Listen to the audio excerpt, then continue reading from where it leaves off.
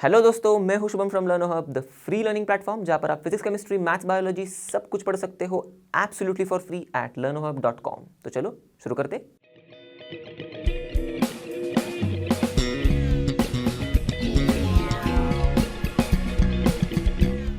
तो आज हम करने वाले हैं class 12 chemistry chapter 9 coordination compounds के एनसीईआरटी सॉल्यूशंस। और इस वीडियो में हम क्वेश्चन नंबर 1 से लेकर क्वेश्चन नंबर 5 तक के सवालों के जवाब देखेंगे। तो आई होप आप सभी ने हमारे फेवरेट रोशनी मैम का वन शॉट वीडियो देखा होगा कोऑर्डिनेशन कंपाउंड्स का। अगर नहीं देखा होगा तो जाके देखो, क्योंकि अगर कॉन्सेप्ट क्रिस्टल क्लियर नहीं होंगे तो एनसीईआरटी सॉल्यूशन सॉल्व करने में कोई फायदा नहीं। और जिन लोगों ने देखा है या फिर जिन लोगों को पता है कॉन्सेप्ट्स, तो चलो अब शुरू करते हैं हम लोग, एंड लेट्स रॉक।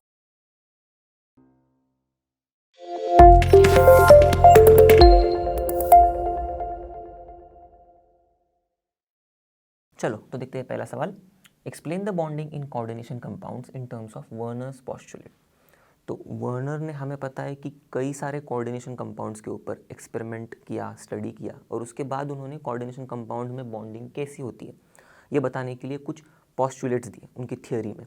तो हम लोग एक एक करके उनके पोस्टुलेट्स को समझते हैं। ओके, तो पहले उन्होंने बताया कि कोऑर्डिनेशन कंपाउंड्स में जो मेटल्स है इनके पास दो टाइप के वैलेंसेस है। ओके, पहला है प्राइमरी वैलेंस और दूसरा है सेकेंडरी वैलेंस। ओके, अब ये जो प्राइमरी वैलेंसेस है जो मेटल की है कोऑर्डिनेशन कंपाउंड में, ये सेटिस्फाई की जाती है बाय नेगेटिव आयंस, और ये नेगेटिव आयंस नॉर्मली आयोनाइजेबल होते हैं। ओके, अब इस चीज़ को समझते हैं। तो एग्जाम्पल की मदद से समझ लेते हैं। जैसे कि वर्नर ने इन कंपाउंड्स पर स्टडी किया था, इन कंपाउंड्स पर एक्सपेरिमेंट किया था, हमें पता है। ओके, COCl3.NNH3 वाले कंपाउंड्स पर। अब इसमें ध्यान से देखोगे तो कोबाल्ट जो है इसका प्राइमरी वैलेंस जो है इन तीनों भी कंपाउंड्स में, तो प्राइमरी वैलेंस मतलब मॉडर्न टर्मिनोलॉजी में ये होता है ऑक्सीडेशन नंबर। तो यहाँ पर इस कंपाउंड में, तीनों भी कंपाउंड्स में कोबाल्ट का ऑक्सीडेशन नंबर क्या होगा? +3। ओके, आप तो ये समझ ही सकते हो, ये न्यूट्रल है, ये -3 है तीनों भी, तो मतलब ये एक -1 है तो तीनों भी -3 हो गए, तो इस केस में तीनों भी +3 हो गए। तो इसका मतलब कोबाल्ट का प्राइमरी वैलेंस जो है ये 3 है। ओके, तो ये सेटिस्फाई कौन कर रहा है? ये देखो, 3 क्लोराइड आयंस। ओके, अब ये जो 3 क्लोराइड आयंस है या फिर ये जो क्लोराइड आयंस है, ये बाहर निकल रहे हैं मेटल को छोड़ के एज क्लोराइड आयंस। ओके, तो इसीलिए इनको आयोनाइजेबल बोला है। ओके, और नॉर्मली बोला है। अब ये चीज़ समझने वाली बात है कि सारे जो नेगेटिव आयंस है जो मेटल की प्राइमरी वैलेंसी सेटिस्फाई कर रहे हैं, ये सारे के सारे आयोनाइज हो ही, ऐसा नहीं है। ओके, तो ये ऐसे वर्नर ने, मतलब उसको कैसे पता चला? देखो, ये हम लोग ने देखा है, उन्होंने एक्सपेरिमेंट किया था। ये जो COCl3.NNH3 के कंपाउंड्स है इनको इन्होंने ट्रीट किया। ओके, सिल्वर नाइट्रेट के साथ एक्सेस में। ओके, सिल्वर नाइट्रेट के सॉल्यूशन के साथ। तो हुआ क्या, ये जो क्लोराइड आयंस थे जो मेटल की प्राइमरी वैलेंसी सेटिस्फाई कर रहे, ये मेटल को छोड़ के चले जा रहे थे। ओके, ये क्लोराइड आयन बन के बाहर निकल रहे थे, इसलिए तो हम लोग बोल रहे हैं ये आयोनाइजेबल है। ओके, आयंस के फॉर्म में बाहर निकल रहे। और अब हर एक केस में देखो, इस केस में 3 क्लोराइड आयंस बाहर निकल रहे, AgNO3 के Ag+ के साथ मिल के Ag+, मतलब 3 Ag+ और 3 Cl- मिल के 3 AgCl बना रहे। ऐसे ही इस कंपाउंड के केस में देखो, अब यहाँ पर देखो, तीनों के तीनों क्लोराइड आयंस बाहर नहीं निकल रहे, इसमें से सिर्फ 2 ही बाहर निकल रहे। ओके, 2 क्लोराइड आयंस बाहर निकल रहे, 2 Ag के साथ मिल के 2 AgCl बना रहे। यहाँ पर एक क्लोराइड आयन बाहर निकल रहा है, एक Ag+ के साथ मिल के एक AgCl बना रहे। ओके, इससे उनको पता चला कि सारे क्लोराइड आयंस या फिर सारे जो नेगेटिव आयंस हैं जो प्राइमरी वैलेंसी को सेटिस्फाई कर रहे हैं, ये आयोनाइजेबल नहीं होंगे। ओके, कुछ कुछ नॉन आयोनाइजेबल भी होंगे। अब ये क्यों हो रहा है ऐसा, ये हम सेकेंडरी वैलेंस समझने के बाद हमें समझ में आएगा। ओके, तो चलो देखते हैं सेकेंडरी वैलेंस। तो अब सेकेंडरी वैलेंस वर्नर ने बताया कि मेटल की सेकेंडरी वैलेंस जो होती है वो सेटिस्फाई की जाती है बाय नेगेटिव आयंस या फिर न्यूट्रल मॉलिक्यूल्स से। ओके, और ये नेगेटिव आयंस और न्यूट्रल मॉलिक्यूल्स नॉन आयोनाइजेबल होते हैं। ओके, अब इसको थोड़ा ध्यान से समझते हैं। तो ये ऐसे वर्नर ने क्यों बताया? क्योंकि उनके एक्सपेरिमेंट के हिसाब से उन्हें क्या पता चला कि देखो, जो भी नेगेटिव आयंस है, ओके, इस तीनों भी केसेस में 3 क्लोराइड आयंस है, इसमें से पहले वाले में से तीनों भी निकल रहे, ओके, दूसरे वाले में से 2 ही निकल रहे, और तीसरे में से सिर्फ एक ही निकल रहा है। ओके, तो इसीलिए हम लोग को 3 AgCl, 2 AgCl और 1 AgCl मिल रहा है। तो बाकी के जो क्लोराइड आयंस है, अब इस केस में तो सारे के सारे निकल रहे, तो बस यहाँ पर 6 न्यूट्रल अमोनिया मॉलिक्यूल्स बच रहे, ओके, और ये नहीं निकल रहे, ये आयोनाइज नहीं हो रहे। तो वर्नर ने बताया कि ये जो न्यूट्रल मॉलिक्यूल्स है ये कोबाल्ट की सेकेंडरी वैलेंस से सेटिस्फाई कर रहे हैं, ओके, तो इसलिए उन्होंने उसको क्या किया, स्क्वायर ब्रैकेट के अंदर डाल दिया, ये बताने के लिए कि ये 6 न्यूट्रल अमोनिया मॉलिक्यूल्स कोबाल्ट की सेकेंडरी वैलेंस से सेटिस्फाई कर रहे हैं, ओके। अब इस केस में क्या हो रहा है, इस केस में 2 क्लोराइड आयंस निकल रहे, तो ये जो 5 अमोनिया मॉलिक्यूल्स हैं और इसमें से बचा हुआ एक जो क्लोराइड आयन है, ओके, 5 अमोनिया मॉलिक्यूल्स और 1 क्लोराइड आयन, ये दोनों मिलके मेटल की सेकेंडरी वैलेंस से सेटिस्फाई कर रहे हैं, ओके। क्यों ऐसे बताए, क्योंकि ये जो है आयोनाइजेबल नहीं है, इनमें से सिर्फ 3 क्लोराइड आयन में से 2 ही आयोनाइज हो गए, एक ऐसे के ऐसे अंदर रह गया, तो जो आयोनाइजेबल नहीं है वर्नर ने बताया कि ये सेकेंडरी वैलेंस है। सेम इसके केस में भी 2 क्लोराइड आयंस नहीं निकलेंगे, सिर्फ एक ही क्लोराइड आयन निकला, तो जो नहीं निकला, जो नहीं आयोनाइज हुआ, वर्नर ने क्या बताया कि ये जो 2 क्लोराइड आयंस होंगे और ये 4 अमोनिया मॉलिक्यूल्स हैं, देखो 2 क्लोराइड आयंस 4 अमोनिया मॉलिक्यूल्स, ये भी नॉन आयोनाइजेबल है और ये भी मेटल की सेकेंडरी वैलेंस से सेटिस्फाई कर रहे हैं, ओके। अब यहाँ तक बात क्लियर हुई होगी। अब समझते हैं कि क्यों मैंने बोला था कि प्राइमरी वैलेंसेस जो होते हैं, जो नेगेटिव आयन सेटिस्फाई कर रहे हैं, ये सारे के सारे आयोनाइजेबल क्यों नहीं होते। देखो ध्यान से, इस केस में, तीनों भी केसेस में देखो, 3 क्लोराइड आयंस मेटल की प्राइमरी वैलेंस से सेटिस्फाई कर रहे हैं, ओके, पर निकल कितने रहे, इस केस में 3 निकल रहे, चलो ठीक है, पर इस केस में 2 ही निकल रहे और इस केस में सिर्फ 1 ही निकल रहा है। क्यों, क्योंकि इस केसेस में इन तीनों में से, ओके, पहला वाला तो जाने दो, पर दूसरे वाले केस में देखो, इन 3 क्लोराइड आयंस में से जो 1 क्लोराइड आयन है, ये देखो मेटल की प्राइमरी वैलेंसी भी सेटिस्फाई कर रहा है और सेकेंडरी वैलेंसी भी सेटिस्फाई कर रहा है। देखो 1 क्लोराइड आयन यहाँ पर है, देखो ये मेटल की सेकेंडरी वैलेंसी सेटिस्फाई कर रहा है, और हमें तो पता ही है कि तीनों भी क्लोराइड आयंस मेटल की प्राइमरी वैलेंसी सेटिस्फाई करते हैं, तो उसमें से तो एक यही हो गया, जो इन तीनों में से ये एक हो गया जो प्राइमरी वैलेंसी भी सेटिस्फाई कर रहा है। तो क्योंकि ये दोनों भी वैलेंसी सेटिस्फाई कर रहा है ना, तो इसीलिए ये देखो सेकेंडरी वैलेंसी सेटिस्फाई कर रहा है, ओके, दोनों भी वैलेंसी सेटिस्फाई कर रहे हैं, तो ये जो सेकेंडरी वैलेंसी सेटिस्फाई कर रहा है, इसीलिए ये बाहर नहीं निकल पा रहा है, इसीलिए ये आयोनाइज नहीं हो पा रहा है। इसलिए मैंने बोला था कि जो भी negative ions primary valency satisfy कर रहे हैं, वो सारे के सारे आयोनाइज हो ही ऐसा नहीं है, ओके। नेक्स्ट केस में देखो, तो 3 क्लोराइड में से 2 क्लोराइड जो है, ये भी प्राइमरी वैलेंसी और सेकेंडरी वैलेंसी सेटिस्फाई कर रहे हैं, देखो दोनों भी। अब क्योंकि ये 2 chloride ions primary valency satisfy कर रहे हैं, तो ये आयोनाइज होने चाहिए थे, पर ये 2 क्लोराइड आयन सेकेंडरी वैलेंसी भी सेटिस्फाई कर रहे हैं, इसीलिए ये आयोनाइज नहीं हो रहे, इसीलिए सिर्फ जो बचा हुआ 1 क्लोराइड आयन है 3 में से, यही आयोनाइज हो पा रहा है बस, ओके। अब सेकेंडरी वैलेंस की खास बात क्या है कि वर्नर ने बताया कि जितने भी नंबर ऑफ मॉलिक्यूल्स होंगे या फिर नेगेटिव आयंस होंगे जो मेटल की सेकेंडरी वैलेंस से सेटिस्फाई कर रहे हैं, वो जो नंबर है वही होता है मेटल का कोऑर्डिनेशन नंबर। तो इस केस में देखो, हर एक केस में इनके कोबाल्ट की सेकेंडरी वैलेंसी 6 है, क्योंकि देखो 6, एक तो न्यूट्रल मॉलिक्यूल्स होंगे या फिर न्यूट्रल मॉलिक्यूल्स और नेगेटिव आयंस मिलके 6 बन रहे हैं, ओके। 6 स्पीशीज़ हैं जो कोबाल्ट की सेकेंडरी वैलेंसी सेटिस्फाई कर रहे हैं। 6 स्पीशीज़ मतलब 6 न्यूट्रल, मतलब स्पीशीज़ में हम लोग न्यूट्रल मॉलिक्यूल्स और नेगेटिव आयंस की बात कर रहे हैं, ओके। तो इसीलिए कोबाल्ट का कोऑर्डिनेशन नंबर 6 है, और वर्नर ने बताया कि ये जो कोऑर्डिनेशन नंबर है ये फिक्स है उस मेटल के लिए, ओके। अब देखते हैं ये सेकेंडरी वैलेंसेस जो होती है, उन लास्ट पोस्टुलेट में उन्होंने ये बताया कि ये मेटल के आजू बाजू में, इर्द गिर्द में कुछ ऐसे स्पेशल अरेंजमेंट में अरेंज हुई रहेंगी कि वो डिपेंड करेगा, मतलब अलग अलग स्पेशल अरेंजमेंट पे अरेंज रहेंगी, ओके। और ये डिपेंड करेगा उस मेटल के कोऑर्डिनेशन नंबर पर, ओके। तो अगर समझो कोऑर्डिनेशन नंबर है 6, तो जो स्पेशल अरेंजमेंट में ये जो सेकेंडरी वैलेंसेस है या फिर ये जो न्यूट्रल मॉलिक्यूल्स या फिर आयंस है जो मेटल की सेकेंडरी वैलेंस से सेटिस्फाई कर रहे हैं, ओके, न्यूट्रल मॉलिक्यूल्स या फिर आयंस जो मेटल की सेकेंडरी वैलेंस से सेटिस्फाई कर रहे हैं, ये कुछ ऑक्टाहेड्रल स्पेशल अरेंजमेंट में अरेंज होंगे अगर कोऑर्डिनेशन नंबर 6 है तो, ओके। अगर कोऑर्डिनेशन नंबर 4 है तो ये टेट्राहेड्रल स्पेशल अरेंजमेंट में होंगे मेटल आयन के आजू बाजू, या फिर स्क्वायर प्लेनर में भी हो सकते हैं, ओके। तो इसी के साथ हम लोग ने चारों भी पोस्टुलेट का पूरा एकदम इन डिटेल मतलब समझ लिया। चलो तो देखते हैं नेक्स्ट सवाल। FeSO4 solution mixed with NH4 twice SO4 solution in 1:1 molar ratio gives the test of Fe2 plus ion but CuSO4 solution mixed with aqueous ammonia in 1:4 molar ratio does not give the test of Cu2 plus ion. Explain why. तो सबसे पहली चीज़ ऐसा क्यों हो रहा है, Fe2 plus test क्यों दे रहा है हमारा सॉल्यूशन जिसमें हम लोग ने FeSO4 और NH4 twice SO4 सॉल्यूशन डाला है, तो वो क्यों दे रहा है वो देखते हैं पहले। तो जब हम लोग FeSO4 सॉल्यूशन मिक्स करेंगे NH4 twice SO4 ammonium sulphate के साथ, ओके, 1:1 मोलार रेशियो में, तो हमें डायरेक्टली एकदम मस्त मोहर सॉल्ट मिल जाएगा, ओके।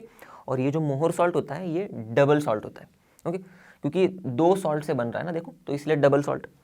अब खास बात ऐसी होती है इस मोहर सॉल्ट की या फिर डबल सॉल्ट्स की, हम लोग ने चैप्टर में पढ़ा है कि जब हम इसको पानी में डालेंगे टप करके, तो ये डबल सॉल्ट पूरी की पूरी तरह डिसोसिएट हो जाएगा इनटू सिंपल आयंस। तो इस मोहर सॉल्ट में जो भी आयंस है, ओके, ये सॉल्ट जिन भी आयंस से बना हुआ है वो सारे आयंस टूट जाएंगे पानी में। तो देखो जैसे कि FeSO4 में Fe2 प्लस है, तो Fe2 प्लस टूट रहा है, देखो पानी में। SO4 2 है तो 2 SO4 2 माइनस निकल रहे, 2 अमोनिया के आयन से, 2 अमोनियम आयन से देखो NH4 प्लस के 2 आयंस निकलेंगे ऐसे, और वाटर मॉलिक्यूल तो ऐसे निकल गया, ओके। तो इसीलिए इसका जो एक्वियस सॉल्यूशन है मोहर सॉल्ट का, क्योंकि इसमें Fe2 प्लस आयंस प्रेजेंट है, इसलिए हमको Fe2 प्लस आयन का टेस्ट दे रहा है, राइट। अब देखते हैं अगला पार्ट कि भाई Cu2 प्लस आयन का टेस्ट हमें क्यों नहीं मिल रहा। तो हमें क्वेश्चन में क्या दिया था कि दूसरा हम CuSO4 सॉल्यूशन दिया था और एक्वियस अमोनिया का सॉल्यूशन दिया था, और इसको बोला था कि 1:4 मोलर रेशियो में मिक्स कर दो। तो इन दोनों को मिक्स करने के बाद हमें क्या मिल रहा है, देखो कोऑर्डिनेशन कंपाउंड मिल रहा है, ओके। 1:4 मोलर रेशियो में मिक्स कर दिया। अब हमें पता है कि ये जो कोऑर्डिनेशन कंपाउंड है, अगर समझो ये अब इस केस में ये कोऑर्डिनेशन कंपाउंड बना हुआ है किससे, कॉम्प्लेक्स आयन से और एक काउंटर आयन से, ओके। तो ये कॉम्प्लेक्स आयन कटायनिक है, देखो इसके ऊपर पॉजिटिव चार्ज रहेगा, तो इसीलिए ये कटायनिक कॉम्प्लेक्स है, ओके, और ये काउंटर आयन है, तो ये कोऑर्डिनेशन कंपाउंड टूटेगा किसमें, इस कटायनिक कॉम्प्लेक्स में और काउंटर आयन में। तो कुछ ऐसे हो जाएगा ये देखो, ओके। अब ये है हमारा चार्ज्ड कॉम्प्लेक्स, राइट। तो कॉम्प्लेक्स भले चार्ज्ड हो भले न्यूट्रल हो, हमने क्या पढ़ा है डबल सॉल्ट और कॉम्प्लेक्स के बीच में का डिफरेंस, कि डबल सॉल्ट भाई तो डिसोसिएट हो जाते हैं एकदम सिंपल आयंस में, पर कॉम्प्लेक्स जो होगा, ओके, वो भले चार्ज्ड हो न्यूट्रल हो, ये पानी में डिसोसिएट नहीं होगा। तो अगर ये डिसोसिएट नहीं होगा, ये ऐसे के ऐसे ही पड़ा रहेगा पानी में, तो क्या हमें Cu2 प्लस आयंस मिलेंगे, नहीं मिलेंगे। और इसीलिए हमें इसका जो एक्वियस सॉल्यूशन है, ओके, इस कोऑर्डिनेशन कंपाउंड का, इसमें क्योंकि यही दो आयंस प्रेजेंट रहते हैं, Cu2 प्लस आयन प्रेजेंट नहीं रहता, इसीलिए हम लोग को Cu2 प्लस आयन का टेस्ट नहीं मिलता। चलो तो देखते हैं नेक्स्ट सवाल। Explain with 2 examples each of the following coordination entity, ligand, coordination number, coordination polyhedron, homoleptic and heteroleptic, okay. तो शुरुआत करते हैं कोऑर्डिनेशन एंटिटी से। तो कोऑर्डिनेशन एंटिटी होता क्या है, देखो अगर हम लोग मेटल एटम या फिर आयन ले रहे हैं, ओके, और ये मेटल एटम या फिर metal ion fixed number of neutral molecules या फिर आयंस के साथ जुड़ा हुआ है बाय कोऑर्डिनेट बॉन्ड, ओके, तो इस पूरे चीज को ही कहते हैं हम लोग कोऑर्डिनेशन एंटिटी, ओके। और हम इस पूरी चीज को ऐसे स्क्वायर ब्रैकेट में डालते हैं, ओके। तो अब एग्जाम्पल देखते तो थोड़ा क्लियर हो जाएगा। अब मैंने क्या कहा था, मेटल एटम या फिर आयन, तो मैंने कुछ एग्जाम्पल्स ऐसे लिए कोऑर्डिनेशन एंटिटी के जिसमें मेटल आयन है, कुछ एग्जाम्पल ऐसे है जिसमें मेटल एटम है, ओके। तो चलो, हाँ, और एक चीज़ कि कोऑर्डिनेशन एंटिटी जो होती है ज़रूरी नहीं कि ये न्यूट्रल ही हो, ज़रूरी नहीं कि ये चार्ज भी हो, ये दोनों भी हो सकते हैं, ये न्यूट्रल भी हो सकते हैं या फिर कोऑर्डिनेशन एंटिटीज़ चार्ज भी हो सकते हैं। तो मैंने इन टाइप के भी एग्जांपल्स लिए। यहाँ पर देखो न्यूट्रल कोऑर्डिनेशन एंटिटीज़ है, यहाँ पर देखो चार्ज कोऑर्डिनेशन एंटिटीज़ है। तो सबसे पहले हम लोग देखते हैं कि सेंट्रल मेटल एटम और आयन किस किस में। तो देखो यहाँ पर ये आयनिक फॉर्म में सेंट्रल मेटल आयन है ये, ओके, +2 फॉर्म में, यहाँ पर +3 फॉर्म में हमारा सेंट्रल मेटल आयन, यहाँ पर ये एटम है देखो, क्योंकि ऑक्सीडेशन स्टेट निकल के ऊपर 0 है, ओके। यहाँ पर भी ये +2 फॉर्म में ये सेंट्रल मेटल आयन है हमारा, और यहाँ पर भी +3 सेंट्रल मेटल आयन है, ओके। अब ये देखो, ये है न्यूट्रल कॉम्प्लेक्सेस, इन कॉम्प्लेक्स के ऊपर कोई भी चार्ज नहीं है, ये है हमारे चार्ज्ड कॉम्प्लेक्सेस, ओके। तो न्यूट्रल कॉम्प्लेक्सेस मतलब कोऑर्डिनेशन एंटिटी होती है, चार्ज्ड कॉम्प्लेक्सेस मतलब ये भी कोऑर्डिनेशन एंटिटी ही होती है, ओके। अब आते हैं लिगैंड पर। अब लिगैंड को समझेंगे इन्हीं एग्जांपल्स की मदद से। देखो जो हम लोग ने क्या कहा था कि ये जो न्यूट्रल मॉलिक्यूल्स या फिर आयंस होंगे, ओके, ये मेटल एटम या फिर आयन के साथ, ओके, कोऑर्डिनेट बॉन्ड बना रहा है, इन कोऑर्डिनेशन एंटिटी, तो ऐसे न्यूट्रल मॉलिक्यूल्स या फिर आयंस को हम लोग लिगैंड कहते हैं। सिंपल है, अगर एक बार ये कोऑर्डिनेशन एंटिटी समझ गई तो सब कुछ समझ में आ जाएगा ऑटोमेटिक, स्लोली एंड ग्रेजुअली। तो देखो अब इन्हें लिगैंड कहते हैं। तो लिगैंड जो होते, अब लिगैंड जो होते वो कुछ काफ़ी सिंपल आयंस भी हो सकते, मतलब जैसे कि यहाँ पर देखो क्लोराइड आयंस, या फिर सिंपल मॉलिक्यूल्स भी हो सकते हैं जैसे कि वाटर या फिर अमोनिया, या फिर बड़े बड़े मॉलिक्यूल्स भी हो सकते हैं ओके लिगैंड के, जैसे कि इथिलीन डायमीन, ये देखो यहाँ पर, या फिर ये एक एग्जांपल और एक लिया है मैंने, NCH2CH2 NH2 the whole thrice. तो इसको ये एग्जांपल को देख के ऐसा समझना मत कि क्या भाई कौन सा कंपाउंड है, सिंपल अमोनिया जैसे ही कंपाउंड है, देखो बस हाइड्रोजन को रिप्लेस कर दिया है इस CH2CH2 NH2 आर्म ने, बस ओके। और कुछ कुछ मैक्रोमोलिक्यूल्स भी लिगैंड की तरह बिहेव करते हैं, जैसे कि हम लोग के अंदर ही है वो मैक्रोमोलिक्यूल्स, प्रोटीन्स। चलो तो देखते हैं नेक्स्ट टर्म कोऑर्डिनेशन नंबर। तो कोऑर्डिनेशन नंबर होता है मेटल एटम का या फिर आयन का जो कॉम्प्लेक्स में है, और ये होता है क्या कि वो मेटल जो है कितने number of ligand donor atom से जुड़ा हुआ है ओके, मतलब कितने डोनर एटम से वो डायरेक्टली जुड़ा हुआ है लिगैंड के। अब एग्जांपल देखेंगे तो क्लियर और हो जाएगा, जैसे कि यहाँ पर PTCl6 है 2-, तो यहाँ पर देखो ये जो हमारा क्लोराइड जो लिगैंड है ओके, इसके 6 डोनर एटम्स के साथ, मतलब ये खुद ही डोनर एटम है, तो इसके मतलब कितने डोनर एटम से जुड़ा हुआ है, 6 डोनर एटम से जुड़ा हुआ है, तो कोऑर्डिनेशन नंबर कितना हो गया 6 ओके। सेम इसी के केस में भी देखो FeC2O4 3-। अब यहाँ पर फंसना मत, 3 लिगैंड देखे, हाँ चलो 3 लिगैंड है मतलब मेटल 3 डोनर एटम के साथ जुड़ रहा है, कोऑर्डिनेशन नंबर 3, गलत।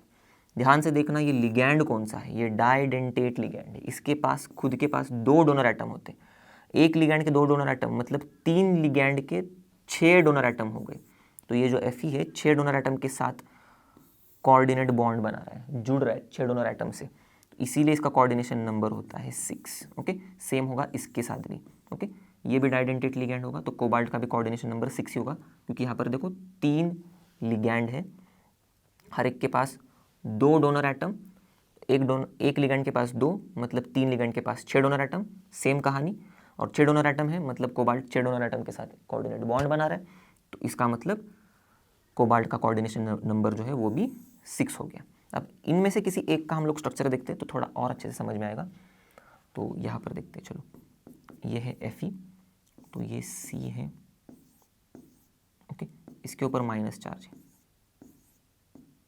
माइनस चार्ज ओके, ये हमारा ऑक्सलेट आयन है, तो ये ऑक्सीजन ऐसे Fe के साथ बना रहा है कोऑर्डिनेट बॉन्ड, दूसरा ऑक्सीजन भी कुछ ऐसे ही बना रहा है ओके, और 2 बना के रख लेते हैं हम लोग यहाँ पर, और ये भी ऐसे okay, negative charge C okay.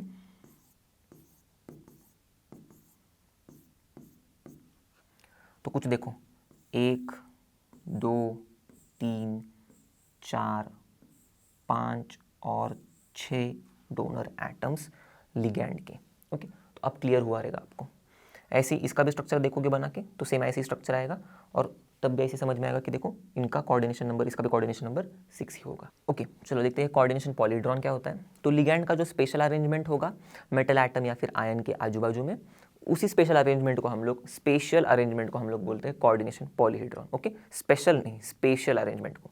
अब कॉमन कोऑर्डिनेशन पॉलीहेड्राज है ऑक्टाहेड्रल, टेट्राहेड्रल और स्क्वायर प्लेनर ओके। तो इनके एग्जांपल्स भी है, देखो CONH363+ ये ऑक्टाहेड्रल कोऑर्डिनेशन पॉलीहेड्रा में होता है। हम लोग देखेंगे कैसा दिखता है ऑक्टाहेड्रल कोऑर्डिनेशन पॉलीहेड्रा, कुछ ऐसे दिखेगा, देखो मेटल एक लिगैंड ऊपर एक लिगैंड नीचे, कुछ ऐसे देखो, एक लिगैंड ऊपर एक लिगैंड नीचे, और चारों भी लिगैंड जो है बचे हुए वो 2 टेबल के सामने में रहेंगे ओके, 2 टेबल के पीछे रहेंगे, ऐसे समझ लो। तो सामने रहेंगे तो हमसे पास आ रहे, हमारे पास आ रहे, चलो पास आ रहे हो दिखाओ कैसे पास आते हैं हम लोग के, ऐसे। दूर जा रहे तो कैसे दूर जाते, ऐसे ओके। ऑक्टाहेड्रल हो गया। टेट्राहेड्रल हम सभी को पता है, मेटल होगा 2 लिगैंड सेम प्लेन में होंगे, एक हमारे पास आ रहा है एक हमसे दूर जा रहा है ओके, ये टेट्राहेड्रल। स्क्वायर प्लेनर, ये देखो ये एग्जांपल है इसका, तो प्लैटिनम बीच में रहेगा ऐसे, और चारों भी जो क्लोरीन है वो ऐसे रहेंगे स्क्वायर और एक ही प्लेन में प्लेनर। अब ट्राइगोनल बाइपिरामिडल ये भी होती है कोऑर्डिनेशन पॉलीहेड्रा ओके, तो ये भी देखी जाती है कोऑर्डिनेशन कंपाउंड्स में। तो ये कैसे होती है, मेटल इसके ये 3 लिगैंड, एक आगे आ रहा होगा, एक पीछे जा रहा होगा। ओके, तो ये कुछ हम लोग ने मतलब ऐसा बनाया है, देखो हम लोग ने ये पढ़ा है ऐसे भी होता है, राइट, ट्राइगोनल बाइपिरामिडल, एक ही प्लेन में होंगे लिगैंड और ये बीच वाला मेटल, एक ऊपर जाएगा एक नीचे जाएगा। तो इसी को हम लोगों ने कुछ ऐसा ही दिखाया, देखो सेम प्लेन में है 3 लिगैंड्स मेटल के साथ, तो देखो 3 लिगैंड सेम प्लेन में मेटल के साथ, जो ऊपर जा रहा है उसको हम लोग ने कंसिडर किया हमारे पास आ रहा है। ओके, ऐसा कर दे इसको, तो ये हमारे पास आएगा, ये हमारे दूर जाएगा, राइट, तो ये पास आ रहा है, ये दूर जा रहा है, बस ट्राइगोनल बाइपिरामिडल। और स्क्वायर पिरामिडल मतलब मेटल बीच में रहेगा ऐसे, ओके, स्क्वायर में रहेंगे लिगैंड्स, तो 2 आगे आएंगे 2 पीछे जाएंगे और एक ऊपर रहेगा कुछ ऐसे। ओके, तो ऊपर वाला ऐसे, 2 आगे आ रहे 2 पीछे जा रहे, बस स्क्वायर पिरामिडल। तो लास्ट के 2 टर्म्स देखते हैं, होमोलेप्टिक कॉम्प्लेक्सेस, हेटेरोलेप्टिक कॉम्प्लेक्सेस। तो होमोलेप्टिक मतलब देखो नाम से समझ में आएगा, होमो सेम, तो ऐसे कॉम्प्लेक्सेस जिनमें मेटल जो है सेम लिगैंड से जुड़ा हुआ है, बस। तो देखो एग्जांपल, मेटल सेम ही लिगैंड से जुड़ा हुआ है, अमोनिया से ही जुड़ा हुआ है पूरी की पूरी तरह से, किसी और लिगैंड से जुड़ा हुआ है क्या? नहीं जुड़ा हुआ। हेटेरोलेप्टिक में इसका ही उल्टा होगा, हेटेरो अलग, मतलब एक नहीं होगा, सेम नहीं होगा। तो ऐसे कॉम्प्लेक्सेस जिसमें मेटल एटम या फिर आयन अलग अलग लिगैंड के साथ जुड़े होंगे। तो देखो यहाँ पर कोबाल्ट अमोनिया से भी जुड़ रहा है, क्लोराइड से भी जुड़ रहा है, अलग अलग लिगैंड से जुड़ रहा है, इसीलिए हेटेरोलेप्टिक कॉम्प्लेक्सेस। चलो तो देखते हैं नेक्स्ट सवाल। अब इस सवाल में हमको बोला है कि यूनिडेंटेड, डाइडेंटेड और एम्बिडेंटेड लिगैंड्स को एक्सप्लेन करो और विथ 2 एग्जाम्पल। चलो अब लिगैंड्स के बारे में सीखा, अब लिगैंड के टाइप देखते हैं। तो हम लोग ने लिगैंड को अलग अलग टाइप में क्लासीफाई कर दिया है, किस बेसिस पर? उसके डेंटिसिटी पर। ओके, इन लिगैंड्स के। अब डेंटिसिटी क्या होता है भाई? देखो डेंटिसिटी मतलब number of donor atoms of ligand जो मेटल एटम या फिर आयन के साथ कोऑर्डिनेट बॉन्ड बना रहे हैं। ओके, तो इसके बेसिस पर हम लोग ने इनको क्लासिफाई कर दिया यूनिडेंटेट में, डाइडेंटेट में और पॉलीडेंटेट में। तो पॉलीडेंटेट हम लोग अगले स्लाइड में देखेंगे, यहाँ पर हम लोग यूनिडेंटेट डाइडेंटेट देख रहे हैं, और एम्बिडेंटेट तो एक खास टाइप है यूनिडेंटेट का। तो आपको अभी नाम से समझ में आ जाएगा, देखो डेंटिसिटी ये टर्म समझ के और अभी ये नाम को देख के। यूनिडेंटेट मतलब ऐसे लिगैंड जिनके पास सिर्फ एक डोनर एटम होगा जो मेटल या फिर मेटल एटम या फिर मेटल के आयन के साथ जुड़ रहा होगा। तो देखो क्लोराइड, वाटर, तो इसमें देखो ये एक ही डोनर एटम है क्लोराइड जो मेटल के साथ जुड़ रहा है या फिर मेटल आयन के साथ जुड़ रहा है। इसमें भी वाटर में ऑक्सीजन, ये एक ही डोनर एटम है इसके पास जो मेटल के साथ या फिर मेटल आयन के साथ जुड़ रहा है। ओके, डाइडेंटेट अब नाम से समझ में आ जाएगा, दो डोनर एटम्स होंगे जो मेटल के एटम के साथ या फिर मेटल के आयन के साथ कोऑर्डिनेट बॉन्ड बना रहे हैं। ओके, 2 डोनर एटम किसके? लिगैंड के। तो उन लिगैंड्स को कहते हैं डाइडेंटेट लिगैंड। अब एग्जांपल में देखो, यहाँ पर देखो 2 डोनर एटम्स हैं इथिलीन डायमीन के पास, 2 नाइट्रोजन एटम्स जो जुड़ रहे हैं मेटल एटम या फिर आयन के साथ। ओके, अब ये C2O4 2- ऑक्जेलेट आयन का भी एग्जांपल देखो, इसका भी स्ट्रक्चर बनाएंगे ना तो अच्छे से समझ में आएगा। तो यहाँ पर ये 2 ऑक्सीजन समझो, ये डबल बॉन्ड और ऑक्सीजन ऊपर जा रहा है, डबल बॉन्ड और ऑक्सीजन नीचे। ओके, ये ऑक्सीजन ऐसे माइनस माइनस, और ये देखो ऐसे जुड़ रहे हैं मेटल एटम या फिर आयन के साथ। ओके, 2 डोनर एटम इस लिगैंड के। अब एम्बिडेंटेट मैंने कहा था कि ये मोनोडेंटेट या फिर यूनिडेंटेट का ही टाइप है, पर अलग से क्यों पढ़ रहे हैं? देखो ये भी लिगैंड्स सिर्फ एक ही डोनर एटम से जुड़ने वाले हैं मेटल के साथ, पर इनके पास खास चीज़ है, मतलब इनके पास कुछ अलग है यूनिडेंटेट से अलग। क्या? भले ये एक डोनर एटम से जुड़ रहे हो मेटल के साथ, पर इनके पास 2 डिफरेंट डोनर एटम्स है। ओके, तो एक टाइम पर ये इससे जुड़ सकते हैं, दूसरे टाइम पर इससे जुड़ सकते हैं, ऐसे ये हाथ से जुड़ेंगे या फिर ये हाथ से जुड़ेंगे। तो देखो एग्जाम्पल देखते हैं तो अच्छे से समझ में आएगा। तो नाइट्रिटो हमारे पास है। ओके, तो ये कैसे जुड़ता है? देखो कुछ ऐसे। तो ये जो नाइट्रिटो का ये नाइट्रोजन या फिर ये ऑक्सीजन, एक तो ये नाइट्रोजन से जुड़ेगा मेटल एटम या फिर आयन के साथ, या फिर ऑक्सीजन से जुड़ेगा मेटल एटम या फिर आयन के साथ। ओके, दोनों एक साथ नहीं जुड़ेंगे। ओके, दोनों से एक साथ ये लिगैंड नहीं जुड़ेगा मेटल एटम या फिर आयन के साथ। ओके, तो अगर ये नाइट्रोजन से जुड़ रहा है तो हम लोग इसको नाइट्रिटो N करके लिखते इसके नाम के सामने, ये बताने के लिए कि भाई ये हमारा जो नाइट्रिटो लिगैंड है ये नाइट्रोजन से जुड़ा हुआ है। अगर ये ऑक्सीजन से जुड़ा होगा तो हम लोग नाइट्रिटो O करके लिखते हैं। ओके, सेम थायोसाइनेट के साथ भी केस होगा। ये S से अगर जुड़ रहा है तो हम लोग थायोसाइनेटो डैश S करके लिखेंगे। अगर ये N से जुड़ रहा है तो हम लोग थायोसाइनेटो डैश N करके लिखेंगे, ये बताने के लिए भाई कि कौन सा एटम जुड़ रहा है मेटल एटम या फिर आयन के साथ। चलो तो देखते हैं नेक्स्ट सवाल। Specify the oxidation numbers of the metals in the following coordination entities. तो हमें पता है कि मेटल का ऑक्सीडेशन नंबर कोऑर्डिनेशन कंपाउंड में कैसे होगा, मतलब क्या होगा, जब हम लोग जो भी लिगैंड्स उसके साथ जुड़े हुए हैं उनको हटा देंगे और जो भी मेटल और लिगैंड के बीच में जो इलेक्ट्रॉन पेयर्स है उनको भी हटा देंगे। तो जो बचेगा ना चार्ज मेटल के ऊपर वो होगा मेटल का ऑक्सीडेशन स्टेट। तो यहाँ पर हम लोग को बस क्या करना है, लिगैंड के ऑक्सीडेशन स्टेट्स पता होने चाहिए, बाकी का तो हम लोग को खेल सारा पता ही है कि कैसे ऑक्सीडेशन स्टेट निकालते।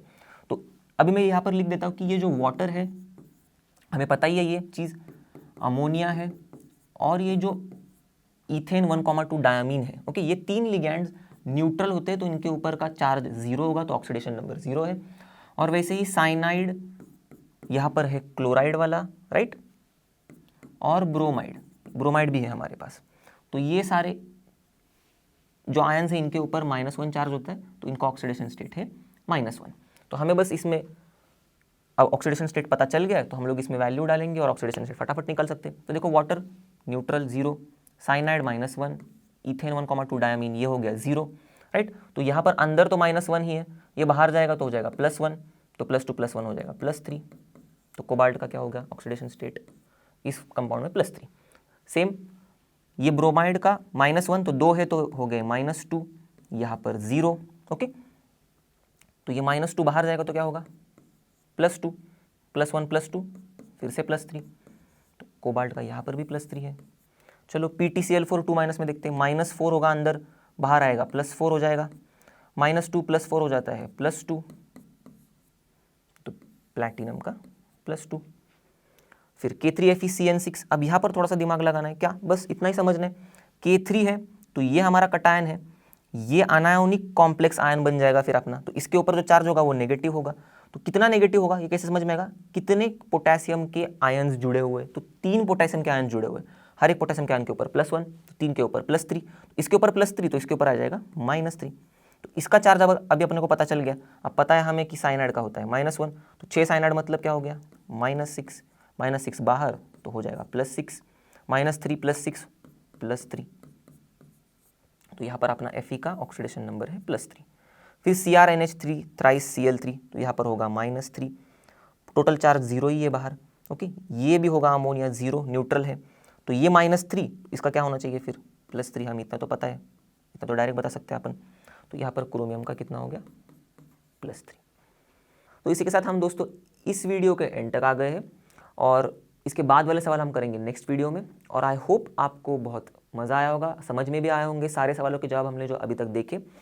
और जैसे कि आप सभी को पता है लर्नर मतलब फ्री है पर बेस्ट है। तो मिलते हैं अगले वीडियो में, तब तक के लिए bye bye and have a great day.